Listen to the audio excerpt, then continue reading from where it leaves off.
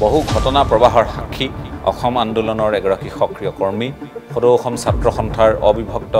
শোণিতপুৰ জিলাৰ প্ৰাক্তন সম্পাদক 5 বাৰৰ বিধায়ক কিছু ন কথা আপোনালোকে জানিব পাৰিব আজিৰে পৰা প্ৰথমে জানিব খুজিম কছাৰী গাঁৱৰ সেই শৈশৱৰ কথাবোৰ ককা দেউতাৰ 11জন ল'ৰা আছিলে তাৰে মোৰ দেউতা আছিল 6 জন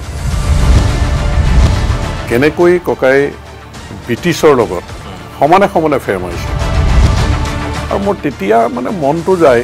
যে ককাৰ নিচিনা হ'ব লাগে হাতীৰ লগত আমাৰ সম্পৰ্কটো মই ক্লাছ 9 পৰাই এটা বেয়া অৱস্থাৰ সন্মুখীন হৈ গ'লো মানে অসম আন্দোলনত মই জপিয়াই পৰিলোঁ আলফাৰ পৰা প্ৰপ'জেল যায় গোটেই গ্ৰুপটো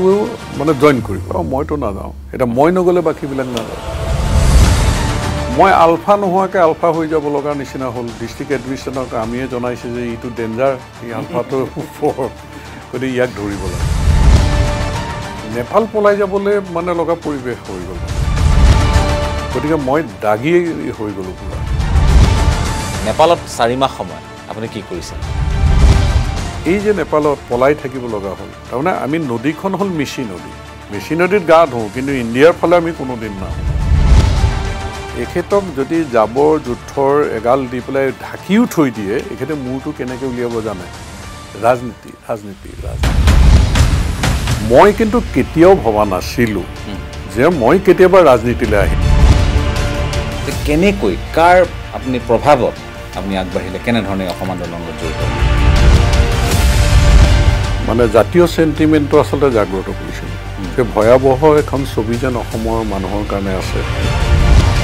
জাতিটো সুৰক্ষিত হ'ব লাগিব অসমীয়া মানুহৰ প্ৰভুত্ব থাকিব লাগিব অসমখন অসমীয়া মোৰ বিধানসভাৰ প্ৰথম বক্তব্যই আছিল বিশ্বজিৎ বৰা হত্যাৰ মানে তদন্ত হ'ব লাগে আৰু পৰাগ দাসৰ কাল্পিতক উলিয়াব লাগে মানে অনুবীক্ষণ, a series of talks.